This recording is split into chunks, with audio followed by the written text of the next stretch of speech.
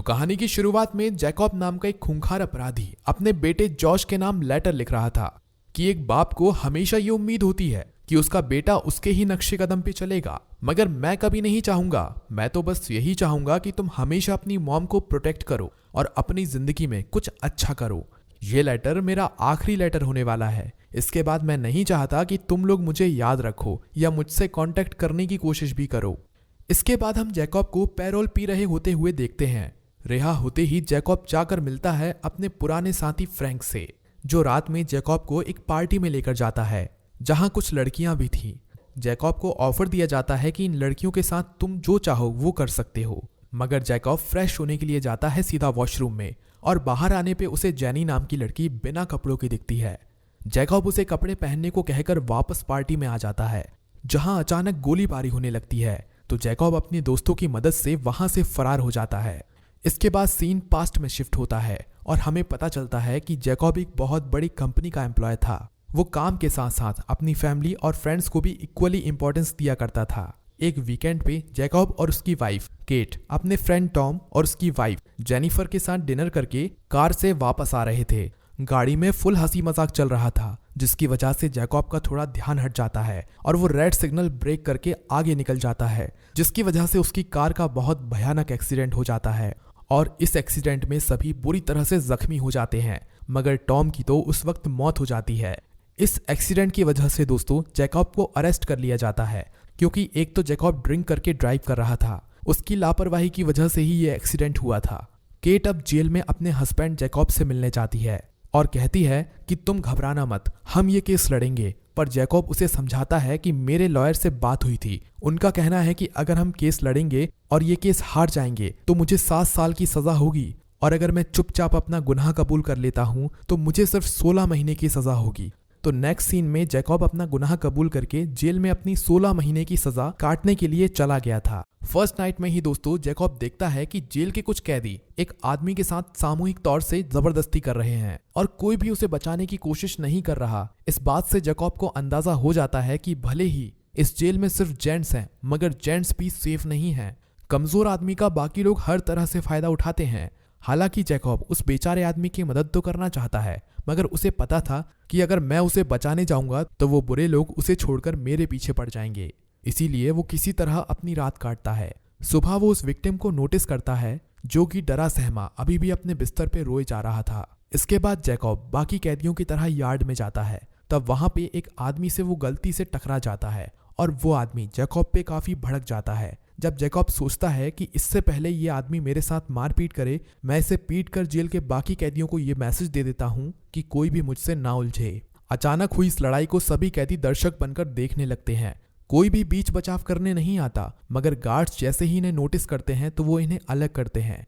Yard में हुई इस लड़ाई की वजह से जैकब हाईलाइट तो हो ही चुका था। उसके पास फ्रैंक नाम का एक आदमी आता है और वो जैकब की मुलाकात अपनी गैंग की मुखिया बोटल्स से करवाता है। बोटल्स कहता है इस जेल में सबके अपने अपने ग्रुप बने हुए हैं, बेहतर यही होगा कि तुम अपनी रेस से जुड़े रहो और हम गोरे लोगों का गैंग ज्वाइन कर लो, जिससे कोई तुम्हें हाथ लगाने से पहले भी 10 बार सोचेंगे। पर इतनी आसानी से उसे इस ग्रुप में एंट्री तो नहीं मिलने वाली थी। उसे भी बाकी लोगों की तरह इलीगल काम करने को कहा जाता है, जैसे नशीली दवाइयों को अपने अनल के अंदर डालकर स्मगल करना और अपने ग्रुप के मुखिया के कहने पे दूसरे गैंग के किसी इंसान को जान से मारना। हालांकि ये सब जैकब के लिए आसान नहीं था, मगर उसकी गैंग वालों ने उसका पूरा माइंड वॉश कर दिया था कि अगर तुम शिकारी नहीं बनोगे इस जेल में तो तुम्हें शिकार बना लिया जाएगा, इसलिए हाथ कांपे या पैर पर तुम्हें हमारे इशारे पे चलना ही है। इसके बाद सीन प्रेजेंट में शिफ्ट होता है। जैकब अपनी वाइफ केट से मिलता है। 7 साल बाद अचानक उससे मिलकर वो शॉक्ड हो जाती है। फिर भी दोनों एक रेस्टोरेंट में जाकर बातें करते हैं। केट बताती है जॉश तुम्हें बहुत मिस करता है। तो जैकब कहता है इस एनवलप में कुछ पैसे हैं, इसे जॉश को दे देना। पर केट को पता था कि जैकब ने ये पैसे हथियार और नशे के कारोबार से ही कमाए होंगे, इसलिए वो पैसे लेने से इनकार कर देती है। साथ ही वो इमोशनल होते हुए कहती है कि जॉश को अपने डैड की जरूरत है, पैसे तो मैं भी कमा लेती हूँ। तब जैकब समझाता है कि मैं अपनी जुर्म की दुनिया की परछाई भी अपने बेटे पे नहीं पड़ने देना चाहता। इसके बाद जैकब जाता है अपनी गैंग वाले बंदों के पास और वहां वो हथियारों की खरीद फिरोज से रिलेटेड चीजें डिस्कस करता है। अगले दिन जब जैकब अपने होटल रूम में होता है तो वहां केट अपने बेटे जॉश को साथ लेकर आती है, क्योंकि वो अपने डैड से मिलने की बड़ी जिद कर रहा था। इतने सालों के बाद जॉश को देखकर जैकब की आंखें भर आती हैं। फिर वो कहता है कि मैंने लेटर में हर एक वर्ड बहुत सोच समझ कर लिखा था, उसके अलावा मेरे पास कहने के लिए कुछ और नहीं है। तब जोश कहता है कि डैड, मैं समझता हूँ कि आप ये सब मुझे और मॉम को सेफ रखने के लिए कर रहे हो, मगर हम आपको इस तरह से अकेले नहीं छोड़ सकते। प्लीज आप जुर्म की दुनिया छोड़कर वापस हमारे पास आ जाइए। मगर जैकब जोश के मुंह पर ही दरवाजा बंद कर देता है, जिससे जॉश नाराज होकर चला जाता है और जैकब अंदर रूम में जी भर के रोता है। इसके बाद सीन फिर से पास्ट में शिफ्ट होता है। एक आदमी का खून करने के बाद बॉटल गैंग जैकब को अपना लेता है। फिर अगले दिन बॉटल अपने गैंग के लोगों से कहता है, तैयार हो जाओ। इतना कहते ही ये लोग अपने छिपे हुए हथियार निकालने लगते हैं। इसके बाद काले गोरे गैंग एक दूसरे से भिड़ जाते हैं। वो स्टप करके अपने अपोजिट गैंग के लोगों को मारने लगते हैं। इस दरमियान जैकब के हाथों भी एक आदमी का खून हो जाता है। जल्दी ही गार्ड्स भी फायरिंग शुरू करके इन्हें शांत करवाते हैं। तभी सभी लोग जमीन पर लेटकर सरेंडर कर देते हैं। इस वक्त जैकब का ध्यान जाता है सीसीटीवी कैमरा के ऊपर। बाकी लोगों ने जो मारपीट की थी वो यार्ड के बीच में की थी। उस एरिया को सीसीटीवी कैप्चर नहीं करता था, मगर जहां पर जैकब ने एक आदमी का खून किया था वो जगह डायरेक्ट सीसीटीवी की निगरानी में थी, जिस वजह से जैकब पे एक और केस चलता है। प्रूफ के तौर पे कोर्ट में सीसीटीवी फुटेज दिखाई जाती है, जिसे देखकर केट तो बिल्कुल शॉक्ड हो जाती है। उसे यकीन ही नहीं होता कि उसका भोला भाला सा पति जेल जाने के बाद खूनी बन गया है। कोर्ट अब जैकब को 10 साल से भी ज्यादा की सजा सुना देता है, जिसके बाद जैकब अपनी वाइफ केट से कहता है, अब सब खत्म हो चुका है, भूल जाओ कि मैं इस दुनिया में हूं भी। तब बेचारी केट रोने के सिवाय और कुछ नहीं कर पाती। इसके बाद जैकब को एक नई जेल में ट्रांसफर किया जाता है, जहां पे इससे भी ज्यादा खतरनाक अपराधी बंद थे, इसीलिए वहां कढ़ाई भी बहुत ज्यादा थी। यहाँ के यार्ड में पहले की तरह खुले घूमने की आजादी भी नहीं थी।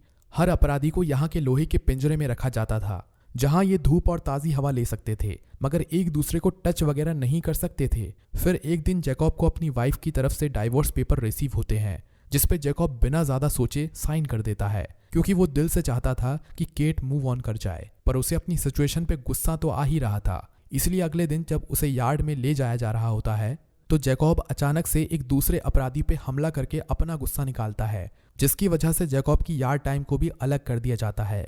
आज जब वो यार्ड में जाता है तो देखता है सारे पिंजरे खाली हैं, सिवाय एक को छोड़कर। उस पिंजरे में बीस्ट नाम का एक बहुत ही खतरनाक आदमी था। वो जैकब से कहता है कि गार्ड्स को लगता है कि वो हमें इस तरह से आइसोलेट करके हमारी ताकत को कम कर देंगे, पर ऐसा नहीं है।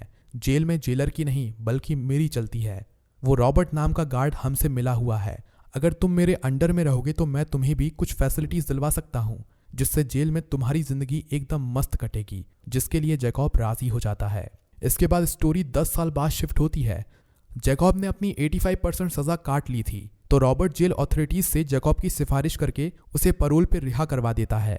मगर रिहा होने से पहले बीस्ट कॉल करके जैकब से कहता है कि बाहर जाने के बाद तुम्हें फ्रैंक और हरमन के साथ मिलकर हथियारों की सौदेबाजी करनी होगी, जिस पे जैकब कहता है, मैं अब एक नॉर्मल लाइफ गुजारना चाहता हूँ। तब बीस्ट कहता है कि तुमने 10 साल तक जो हमारे साथ मिलकर जेल में आराम की जिंदगी गुजारी है, उसकी तो तुम्हें भरपाई करनी ही होगी।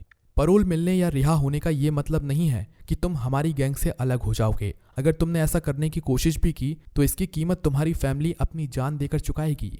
इसके बाद की स्टोरी तो हमें पता ही है कि पैरोल पे निकलने के बाद हथियारों की सौदेबाजी के लिए जैकब फ्रैंक से मिला। उसी रात पार्टी में गोलीबारी भी हुई। पुलिस को जैकब पे शक था, इसलिए वो उस पर नजर रखे हुए थे, पर जैकब अपनी होटल रूम की खिड़की को तोड़कर बाहर निकल चुका था। वहीं पुलिस वाले भी अभी भी बेवकूफों की तरह उसकी होटल पे नजर रखे हुए थे। वहीं कुस्टर नाम के एक ईमानदार ऑफिसर फ्रैंक के होटल पे नजर रख रहे थे, इसलिए जैकब फ्रैंक से कहकर पिछला दरवाजा खुलवाता है। फिर दरवाजा खोलते ही वो फ्रैंक से नाइफ से हमला कर देता है, क्योंकि अब तक जैकब को पता चल गया था कि फ्रैंक पुलिस वालों से मिला हुआ है और वो अपनी गैंग के साथ गद्दारी कर रहा है। साथ ही पार्टी में जैकब पे जो जानलेवा हमला हुआ था उसके पीछे भी फ्रैंक का ही हाथ था। मगर मरने से पहले फ्रैंक जैकब को बता देता है कि हरमन और मैंने मिलकर तुम्हें मरवाने की कोशिश की थी, क्योंकि तुम गैंग में हम सबके बाद आए थे और अब तुम्हारा ओहदा हम सबसे बड़ा है।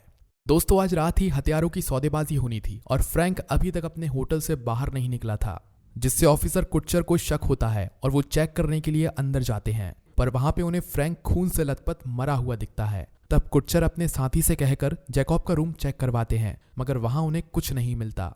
इसके बाद सीन रात में शिफ्ट होता है, जब जैकब हथियारों से भरा ट्रक लेकर हरमन और उसके लोगों के पास आता है। तभी पुलिस की टीम हल्ला बोल देती है। जो भी वहां से भागने की कोशिश करता है वो पुलिस की गोलियों का शिकार हो जाता है, मगर जैकब चुपचाप सरेंडर कर देता है। वापस जेल में आने पे उसे बीस्ट के सवालों का सामना करना पड़ता है। बीस्ट कहता है पुलिस ने फ्रैंक की बॉडी को शाम 5 बजे ही डिस्कवर कर लिया था। वहीं हरमन ने हथियार रिसीव करने की लोकेशन ठीक 1 घंटे पहले ही तुम्हें दी थी। तो फिर पुलिस को लोकेशन कैसे पता चली? इसका मतलब साफ है, तुमने ही हमें धोखा दिया है। अब तो समझो तुम्हारी फैमिली गई काम से।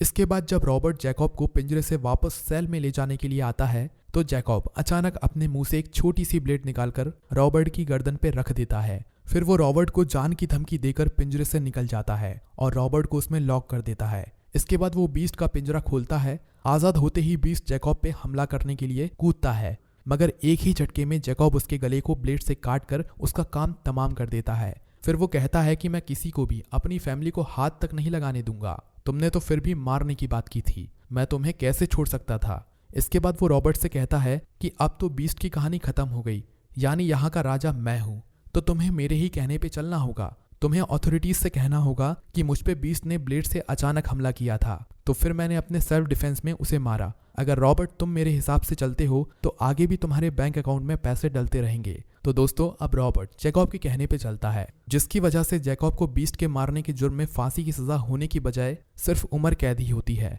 इसके बाद हम देखते हैं कि जैकब को जेल में जॉश का लेटर रिसीव होता है, जिसमें जॉश ने लिखा था कि इस घटना के बाद अब आपको कभी भी पैरोल नहीं मिलेगा, अब आपकी पूरी जिंदगी जेल में ही खत्म हो जाएगी। मुझे आपके ना होने का दुख हमेशा रहेगा, मगर मैं अब रियलिटी को एक्सेप्ट कर रही हूँ। अपने बेटे के लेटर को पढ़कर जैकब भावुक हो जाता है। वो अपनी फैमिली फोटो को देखने लगता है और इसी के साथ ये मूवी यहीं पे खत्म हो जाती है।